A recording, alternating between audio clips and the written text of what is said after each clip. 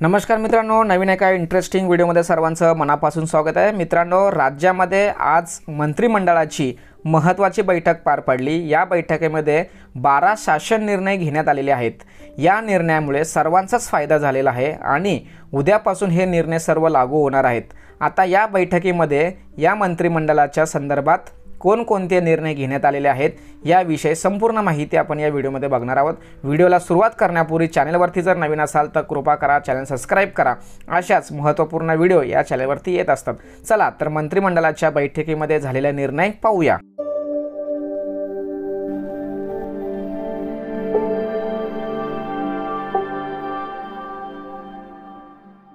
मुख्यमंत्री एकनाथ शिंदे यांच्या अध्यक्षतेखाली आज राज्य मंत्रिमंडळाची बैठक पार पाडली। या बैठकीमध्ये विविध शासन निर्णय यांवरती चर्चा झाली, काही निर्णय घेण्यात आले। या बैठकीसाठी उपमुख्यमंत्री देवेंद्र फडणवीस तसेच उपमुख्यमंत्री अजित पवार हे सुद्धा उपस्थित होते। या बैठकीमध्ये महत्त्वाचे काही निर्णय घेण्यात आलेले आहेत। हे निर्णय आपण संक्षिप्त स्वरूपात पाहूया। यामध्ये मराठी भाषेचा प्रचार प्रसार करण्यासाठी अद्ययावत मराठी भाषा धोरण जाहीर करण्यात आलेलं आहे। तसेच पोलीस पाटलांच्या मानधन भरीव वाढ झालेली आहे, त्यांना महिन्याला 15,000 रुपये इतकं मानधन मिळणार आहे। तसेच सर्वात महत्त्वाचा एक निर्णय घेण्यात आला तो म्हणजे अहमदनगर या शहराचं नाव बदलण्यात आलेलं आहे आणि आता या शहराला अहिल्यानगर हे नाव देण्यात येणार आहे। केंद्राच्या सहाय्याने लहान शहरांमध्ये अग्निशमन सेवा बळकट करणारा राज्याच्या 153 कोटी हिश्श्याचा रक्कम वापरण्यासंबंधी मान्यता मिळालेली आहे। तसेच श्रीनगरजवळ महाराष्ट्र राज्य अतिथीगृह बांधणार आहेत आणि यासाठी 2.5 एकर जागा घेतली गेलेली आहे। कोल्हापूर सांगली जिल्ह्यामधील पूर नियंत्रणासाठी जागतिक बँकेकडून 3,200 कोटीचा प्रकल्प मंजूर करण्यात आलेला आहे। तसेच भांडवली गुंतवणूकदारासाठी विशेष सहाय्य योजनेत 50 वर्ष मुदतीचे बिनव्याजी कर्ज मिळणार आहे। राष्ट्रीय आरोग्य विभागातील कंत्राटी कर्मचाऱ्यांना सेवेत घेणार हजारो कर्मचाऱ्यांना त्याचा लाभ मिळणार आहे। महानंद प्रकल्पाची स्थिती सुधारण्यात आणि नफा आणण्यासाठी चर्चा करण्यात आलेली आहे। मंगलवेढा उपसा सिंचन योजनेसाठी मान्यता मिळालेली आहे, तर तेथील 35 गावांना त्यांचा लाभ सुद्धा मिळणार आहे। मूर्तिजापूर येथील वडगाव साठवण तलावाची दुरुस्ती करण्यासंदर्भात 125 हेक्टर जमीन सिंचनासाठी आणणार आहेत। भूमंगल सामूहिक विवाह योजनेअंतर्गत अनुदान दिलं जातं, त्या अनुदानासाठी वाढ करण्यात आलेली आहे। त्यापैकी 25,000 रुपये अनुदान प्रत्येक संस्थेला दिलं जाणार आहे।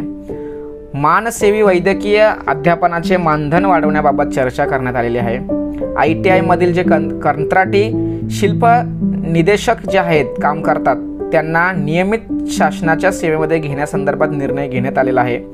कृषी वाहिन्यांचे सौर ऊर्जीकरण करण्यासाठी 9,020 कोटी इतका पैसा बँकेतून घेतला जाणार आहे। शेतकऱ्यांना दिवसा वीज देण्यासाठी वीज वितरण प्रणालीचे सक्षमीकरण करण्यासाठी 11,385 कोटीचा प्रकल्प उभारणार। पशुसंवर्धन दुग्ध विकास व्यवसायाचे किंवा विभागाचे एकत्रीकरण करून त्यामध्ये सुधारणा करण्यासंदर्भात निर्णय घेण्यात आलेला आहे। पुणे जिल्ह्यातील वेल्हे तालुक्याचे नाव राजगड करण्यास मान्यता मिळालेली आहे। मालसा तालुक्यातील शासकीय युनानी महाविद्यालय रुग्णालय सुरू करणार। युनानी उपचार प्रणालीला प्रोत्साहन दिलं जाणार आहे। अशा स्वयंसेवकांच्या मानधनात भरीव 5,000 रुपये वाढ करण्यात आलेली आहे। मुंबईतील 8 रेल्वे स्थानकांची ब्रिटिशकालीन नावे बदलण्यात येणार आहे। तसेच मुंबई उपनगरातील वाहतुकीचा मार्ग आणखी मोकळा होणार। उत्तन ते विरार सागरी सेतू मान्यता मिळालेली आहे। मुख्यमंत्री ग्राम सडक योजनेत 23,000 किलोमीटरचे रस्ते बांधले जाणार। या वर्षात 10,000 किमी रस्ते बांधण्यासंदर्भात निर्णय झालेला आहे। भोगवटा मूल्याची रक्कम कमी करण्यासंदर्भात निर्णय झालेला आहे। महाराष्ट्र आणि गोवा वकील परिषदेच्या अकादमीसाठी कळवा येथील शासकीय जमीन देण्यासंदर्भात निर्णय झालेला आहे। जालना खामगाव नवीन ब्रॉडगेज रेल्वेमार्ग 2,453 कोटी राज्याच्या हिश्श्यातून वापरण्यासंदर्भात निर्णय घेण्यात आलेला आहे। दुग्ध व दुग्धजन्य पदार्थांची गुणवत्ता तपासण्याचे अधिकार पशुसंवर्धन आयुक्तांना देण्यात आलेले आहे। अशा पद्धतीने महत्त्वाचे शासन निर्णय आजच्या बैठकीमध्ये घेतले आलेला आहे आणि या बैठकीसाठी उपमुख्यमंत्री देवेंद्र फडणवीस, उपमुख्यमंत्री अजित पवार हे सर्व महत्त्वाचे नेते उपस्थित होते आणि ही बैठक मुख्यमंत्री एकनाथ शिंदे यांच्या अध्यक्षतेखाली पार पडलेली आहे.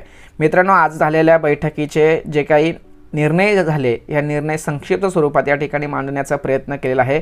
महत्त्वाची आणि इम्पॉर्टंट माहिती महाराष्ट्रातील प्रत्येक नागरिकांपर्यंत पोहोचवण्यासाठी सहकार्य करा. नवीन व्हिडिओसाठी जय हिंद, जय महाराष्ट्र.